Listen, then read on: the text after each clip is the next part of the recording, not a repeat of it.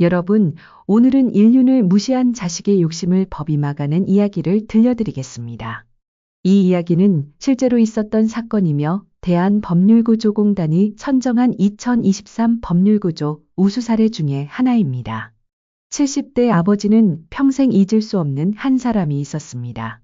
바로 어린 시절 자신을 키워준 90대 중반의 유모입니다. 오랜 세월 유모는 한 집에 살면서 아버지를 키우고 집안일을 돌봐왔습니다. 세월이 흘러 그 집을 나온 유모는 혼자 어렵게 살았습니다. 기초생활 수급자로 폐지를 주워가며 생계를 이어갔죠. 아버지는 마음속으로 이렇게 다짐했습니다. 이분이 없었다면 지금의 나는 없었어. 부모처럼 나를 키워준 은혜를 어떻게든 갚아야 해. 그 마음은 진심이었습니다. 그래서 2014년 아버지는 유모가 편히 살 수 있도록 작은 오피스텔 한 채를 마련했습니다.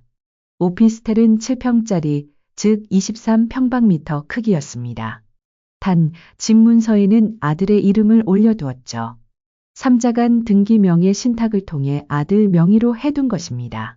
아버지는 유모가 사망한 이후 아들에게 넘겨주려는 의도였습니다. 그런데 믿기 힘든 일이 벌어졌습니다.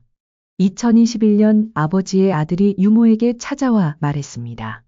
이 오피스텔은 제 소유입니다. 사정이 있어서 그러니 오피스텔을 비워주세요. 유모는 거절했습니다. 이 집은 내 아버지가 나를 위해 사준 집이야. 내 이름이 문서에 올라간 건 아버지의 뜻일 뿐이야. 그러자 아들은 물러서지 않았습니다. 결국 유모를 상대로 소송을 제기한 겁니다. 소송 요지는 건물인도 및 임차료 청구였습니다. 오피스텔을 비워주고 그동안 내지 않았던 임차료의 일부인 1,300만 원을 돌려달라는 것이었죠. 아버지는 너무나 속이 상했습니다. 유모가 혼자 법과 소송을 감당하기에는 무리였죠. 아버지는 대한법률구조공단을 찾아갔습니다. 공단은 아버지에게 무료 법률 상담을 제공했고 유모가 소송에 맞설 대응 방향을 안내해 주었습니다. 그리고 필요하다면 소송까지 지원하겠다고 약속했습니다. 이후 사건은 재판으로 이어졌습니다. 아들은 등기부상 소유자가 자기인이 돈을 받을 권리가 있다는 논리였습니다. 그리고 오피스텔 구입 자금도 자신이 마련했다고 주장했습니다. 자신이 모은 돈과 대출이 자금 출처라며 관련 자료도 준비했습니다. 그러나 아버지는 자식보다는 자신을 키워준 유모 편에 섰습니다. 아버지는 법적 절차를 밟아 유모의 성년후견인이 되었죠. 이와 함께 오피스텔 소유권 환수를 위한 절차도 밟았습니다. 아들 명의의 오피스텔 소유권 등기가 무효임을 주장하며 소유권이 전등기 말소 청구 소송을 진행했습니다. 다행히 오피스텔 매매 당시 관여했던 당사자들이 큰 도움을 주었습니다.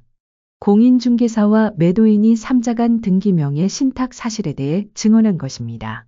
1심 재판부는 오피스텔의 실질적인 소유주는 아버지라고 보았습니다.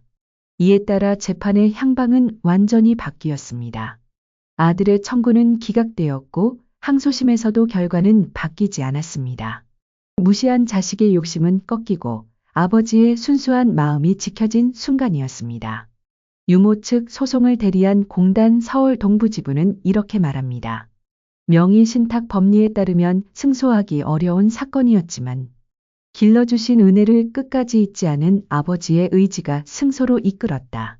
이 사건에서 중요한 건 아버지가 자식을 미워해서가 아니라 자신을 버리지 않고 끝까지 키워준 유모를 도저히 외면할 수 없었던 마음입니다.